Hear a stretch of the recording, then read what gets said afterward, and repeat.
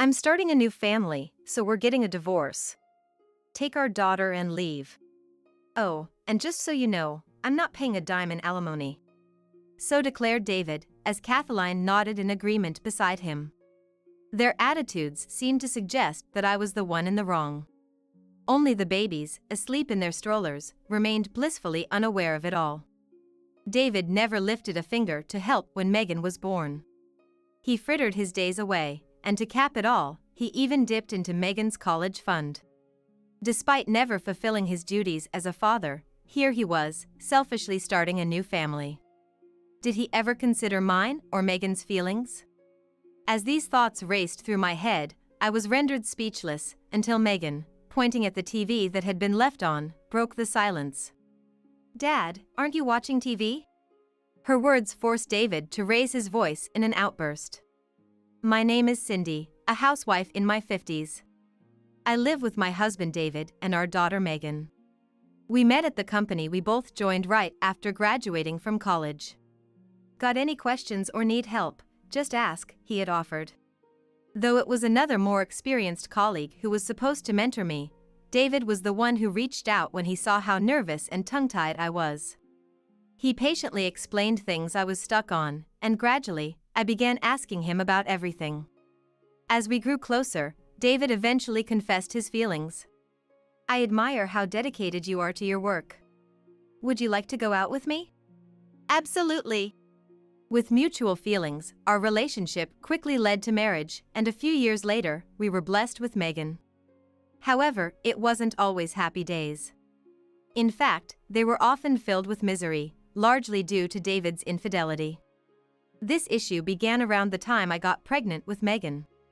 Until then, David had been incredibly caring, even shedding tears of gratitude when he learned of the pregnancy. The morning sickness was severe, just the smell of food could make me nauseous.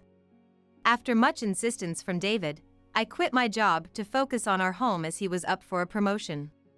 As a full-time homemaker, I managed all the household duties, a natural responsibility, I felt, given my being home. But cooking in my condition was often torturous. "Hey. I'm sorry to ask, but could we maybe eat out or get takeout for a while?" I hated to say it, as I was supposed to manage the housework, but I gathered the courage to ask David as he relaxed in the living room. His response, however, was far from understanding. "Why? You're a stay-at-home wife, aren't you? You need to handle the household chores. Otherwise, you're just a financial burden." Indeed, I was living off David's income, and naturally, he expected housework in return. But there were things I simply couldn't do, and I was certainly not being lazy. Desperately, I tried to convey my feelings to him.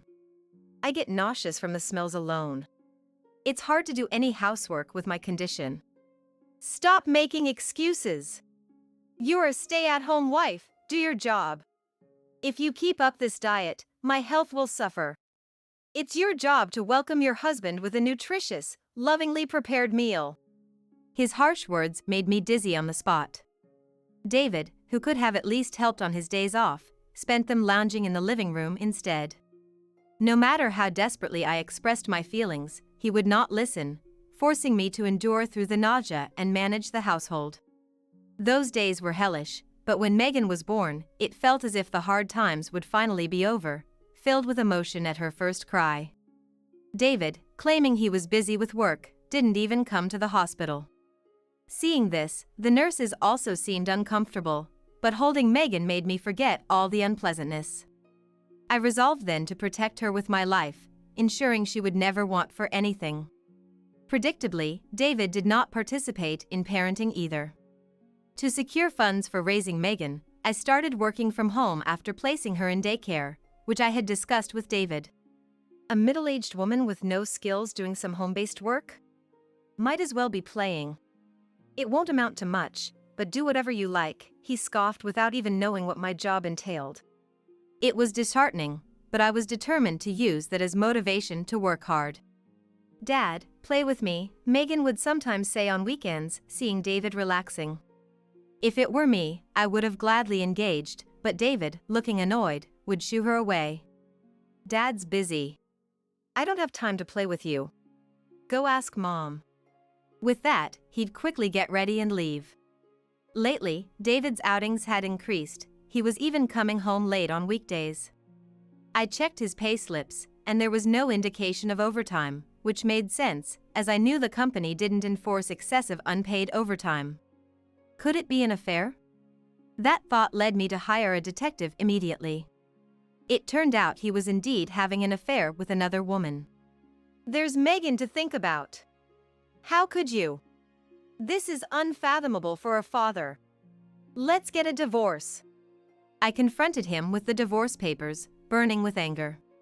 Yet, trying to placate me, David pleaded. Anything but divorce. What about Megan? Growing up without a father could affect her personality. Admittedly, I was concerned about that. If we divorced now, Megan would be raised by a single parent, which could expose her to teasing at school. But that didn't quell my anger. I was likely going to proceed with the divorce. However, something made me reconsider. It was Megan's sleep talking. Dad, let's play. Her small voice murmured this as she slept soundly, seemingly aware of the tense atmosphere at home, yet still yearning for her father. Tears flowed as I realized how cruel I would be to take her father away, despite her earnest yearning. I decided to wait until she no longer needed a father before divorcing. I settled for demanding more than the usual alimony from his mistress and made David agree to spend time with Megan once a week as conditions for not divorcing. Ultimately, David ended up paying the alimony himself, but that didn't matter. The important thing was that they both felt the impact. David did spend time with Megan weekly as promised, but unfortunately, it didn't last long. I wanted to accuse him of breaking his promises, but having repaired our relationship and ended the daily arguments, the thought of dredging up the past and making Megan suffer again sealed my lips. Time passed, and we entered our 50s. Megan, whom we cherished, had surpassed 20 years, found employment, and become self-sufficient. David had been on a solo assignment overseas for 3 years, leaving me alone at home.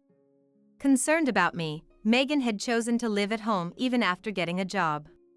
Since his assignment, David rarely showed his face at home. Gradually, he faded from our daily lives. That day, Megan was off work, and we were idly watching TV and munching on snacks. Then, the doorbell rang. Hello? At the door stood David and a young blonde woman with a stroller. At first glance, she looked about Megan's age. Twin babies slept soundly in the stroller. Not understanding the situation from just the video, I hesitantly opened the front door to let them in.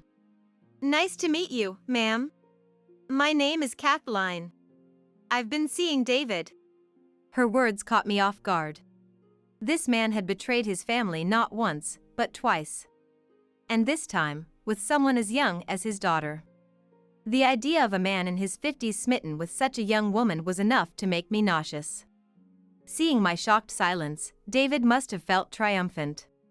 With a shallow smirk, he said, I've got a new family now, so we're getting a divorce. Take your daughter and leave. Oh, and just so you know, I won't be paying a dime in alimony. Wow, David, that's harsh.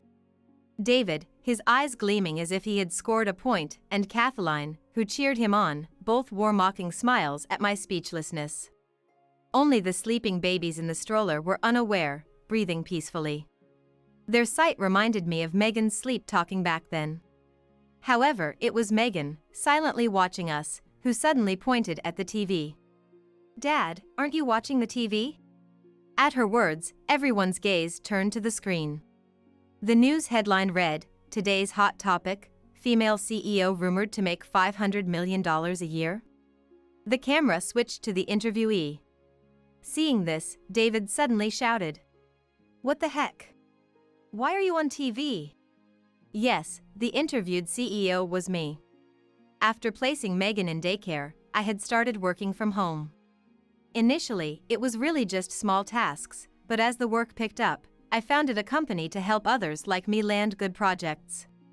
It was uncertain at first, but there turned out to be a demand, and our performance grew exponentially. 2 years ago, we became a publicly traded company. Now, it's considered a dream company for people in my line of work, with constant job applications and project requests due to our growth. Explaining this turned David pale. Kathleen, momentarily flustered, quickly tried to cover for him. But David makes good money too, right? Maybe not $500 million a year, but he said he's up for a promotion soon, right? Hearing that, I couldn't help but blurt out, "What?" It seemed David had been making things up to impress Kathleen. "That man's just a regular employee," I said. "Really?" Indeed, there had been talk of promotion when we first married. However, that had fallen through because David had dipped into the company's funds. Even if it was just a small amount, embezzlement is still embezzlement. Moved by the sight of David in tears, regretting the terrible mistake he made, I pleaded repeatedly with the president of the company, and managed to repay the embezzled money with substantial interest from my own savings. Of course, the money came from my savings.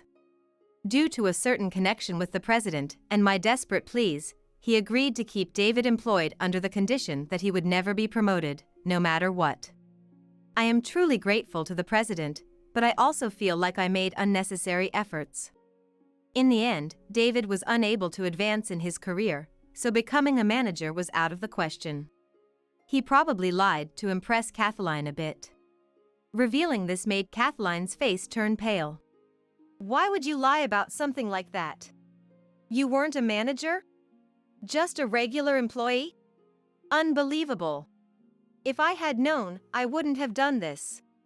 Kathleen screamed as if throwing a tantrum. Tearfully, David also pleaded. "I had no choice. I just wanted to catch Kathleen's attention. I really loved her that much." Watching two adults in such a messy confrontation was truly unsightly. In the midst of this chaos, Megan came from her room with an envelope and spread its contents across the table. "Actually, I knew Dad was having an affair." Everyone at the scene, including myself, gasped in surprise. According to her, the trigger was when David, who was supposed to be on a business trip abroad, was spotted domestically by one of her friends. After seeing the photo and confirming it was undoubtedly David, Megan immediately hired a detective to start an investigation.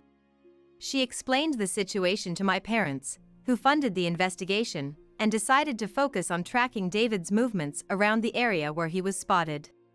This led to a plethora of evidence of his infidelity. However, she couldn't bring herself to report it to me. What if I was too shocked? Besides, the other woman was almost her own age. She thought it would cause me great emotional distress, so she decided to wait and see. And then this incident happened. Documents and photos indicating David and Kathleen's affair were spread all over the table. Despite their faces turning red, Megan continued. "Honestly, what Dad did is the worst. Betraying Mom and starting a family elsewhere is absolutely unforgivable. I barely have any fond memories of playing with him, but this is really disappointing." Megan must be feeling an indescribable disgust. "I too can't stand wasting any more time on these people. I just want to settle this quickly. But to do that, they need to be properly punished. Of course, I intend to demand alimony. And I will also talk to the president." As I mentioned the president, David's face turned deathly pale. And well it should. The president is, of course, the head of the company where David works. If this matter comes to light, David, who has already caused scandals, will surely be fired this time. "Why can you even contact the president directly? You're just a former regular employee, aren't you? You shouldn't have that kind of authority." That's because... Indeed, as Kathleen said, a regular employee like me would normally not be able to contact the president so easily. The reason I could do so lies in my relationship with the president. My father and the president were childhood friends. At this, both David and Kathleen exclaimed in surprise. I had never told David this. "What do you mean? I didn't know about this." "It's just that.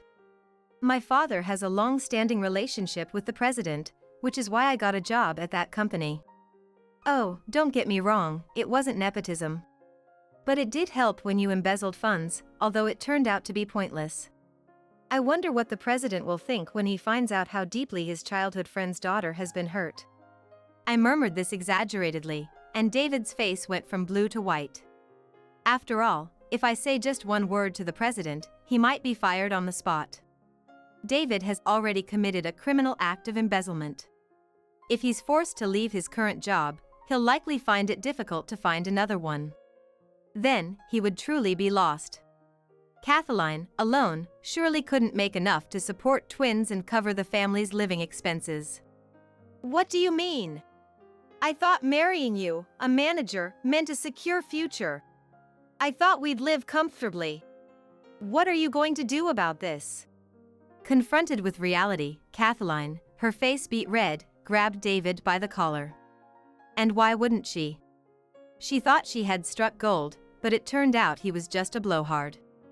As Kathleen shook him, David desperately tried to maintain a smile. Of course, his face remained pale. But think about it. If we have love, can't we overcome this? We have a family. Let's work hard to protect our family. I believed that together we could do it, Kathleen. Such a pathetic attempt at persuasion. But such sweet nothings wouldn't sway Kathleen. Clearly, Kathleen was interested not in David himself, but in the wealth she thought he possessed. The chances of a young woman like Kathleen genuinely falling for a man in his 50s were slim to none. If he had looked a bit younger, maybe he'd have a chance, but David was a greasy old man with a belly to match his years. Even if I were young again, I wouldn't want to date him. I will never forgive you. No marriage. And you better pay child support. These children are yours after all. What? I thought you were going to marry me. This is not what we agreed on. Tearfully, David pleaded, as Kathleen spoke. But then Megan interjected, observing the two of them. But we don't even know if these kids are really dads, do we? What? What do you mean? Confused, David tilted his head. Then Megan pulled something else out of the envelope. It seemed there was still some evidence she hadn't shown. No! Stop it! The moment Megan revealed the contents, Kathleen screamed piercingly and threw herself across the table. In the process, a photo fluttered down. It showed Kathleen walking through a hotel district with an unknown man. You had another man besides David? What? Grabbing the photo from my hand, David's face turned crimson. And with that momentum, he yelled at Kathleen. What do you mean? You were betraying me too. I really loved you, Kathleen. And you went behind my back with another man. It's not like that. It's not. Quiet. Those kids probably aren't even mine. I won't acknowledge them as mine until we have a DNA test. At David's words, Kathleen sobbed bitterly. The audacity to cheat and then try to trick him into raising another man's children. It was almost impressive how malicious someone her age could be. With the evidence of infidelity, claiming alimony would be straightforward. It was unlikely that David and Kathleen could repair their relationship now. Just when I thought this was settled, David suddenly started to grovel. What do you mean by this? Desperately, David shouted. It was always Cindy. I only love Cindy. I might not have been a good husband, but I'll try this time. Please, let's start over. It has to be Cindy. What does he mean, it has to be me? If that were true, he wouldn't have gone after Kathleen in the first place. Now, his words mean nothing to me. Sorry, but I'm not retracting the divorce. I'm leaving this house with Megan. I'll mail you the divorce papers, make sure you sign them and submit them to the courthouse. With that, I returned to my room. Sensing what she needed to do, Megan also went back to her room. By the time we finished packing our belongings, Kathleen and the baby had vanished, but there sat David, sobbing alone in the living room. Please reconsider. Don't leave me alone. He pleaded desperately, but we ignored his presence completely and left the house with Megan. We decided to stay in a hotel for the time being, planning to move as soon as we found a house. I had mailed the divorce papers and consulted a lawyer. If there were any delays in filing the divorce, I would discuss that too. It felt like a weight had been lifted off my shoulders. Megan continued to go to work as usual. At first, we thought about looking for separate places to live, but apparently, Megan thought I seemed too lonely, so she suggested we live together in the new house. While leaning on Megan's kindness a bit, I searched for a new home, worked, and sometimes went out with her for fun. With the intrusive presence of David gone, I enjoyed more quality time with Megan. This was the first time since I got married that I could enjoy various things wholeheartedly without any anxiety. However, such happy times wouldn't last long. It was a weekday, and I was at the office. After reviewing the day's schedule with my secretary, I settled down to my computer to get through the day's work. During this, my smartphone began ringing persistently. It was David. Of course, I couldn't answer during work hours. I always make it a point to keep work and personal life strictly separate. As I continued to ignore it, the call eventually ended, but then it started again. The loud ringing stopped only to start again. It's so annoying. Frustrated, I decided to answer the still ringing phone when I returned to the hotel. Apparently, he had been calling nonstop since the first time I noticed. Before I could even say hello, David's anguished voice came through. Help me! I'm about to lose the house. Hearing David's words, I couldn't help but sigh. Is that all? That's to be expected, isn't it? After all, that house isn't in your name. Yes, the house we had been living in was in my name. Originally, the house was in both David's and my names when we signed the contract. However, after David committed embezzlement and it became clear he wouldn't be promoted, making it difficult to continue mortgage payments, we transferred the deed solely to me. Thus, I had been the one paying the mortgage all by myself. Since David had contributed only a minimal amount, it was only natural to evict him now that I no longer lived there. It's perfectly normal, yet he didn't even realize it. It seems I had indulged David for far too long. If I had been more assertive, perhaps things would have turned out differently. Finally recalling these events after my words, David desperately clung to the situation. Do something. The boss has fired me. If this continues, I'll lose not just my job but my home too. How am I supposed to live? I don't care. Deal with it yourself. After all, this predicament was a result of David's own making. If he hadn't betrayed our family, even if our relationship wasn't great, we could have somehow continued as a family. It was all David's fault that this was no longer possible. Yet, he wouldn't accept his own faults and clung on shamelessly. How could he continue to show such an appalling side of himself? Even so, seeing him like this wouldn't make me feel sympathetic. For me, my relationship with David was over. Frankly, I was even reluctant to deal with him anymore, so I decided to make it clear. If you hesitate to submit the divorce papers, I'll sue. It will probably make it even harder for you to find a job, poor thing. Can you really afford that with the alimony payments? Hearing my words, David on the other end of the phone gasped. I then added insult to injury. Oh yes, about the boss, it seems he was angrier than I thought. He's been spreading the word about you everywhere. Lucky you, becoming a celebrity. No. Do something, please. If this happens, I'm finished. David's voice was steeped in despair. I couldn't help but let out a laugh, finding the situation amusing. But then again, it was all David's fault. He had betrayed Megan and me for years. Marrying David was probably a mistake from the start. Why did I ever marry someone like him? I deeply regretted being drawn to him in my younger days. I don't know what to tell you. You've made your bed, now lie in it. I'm going to hang up now.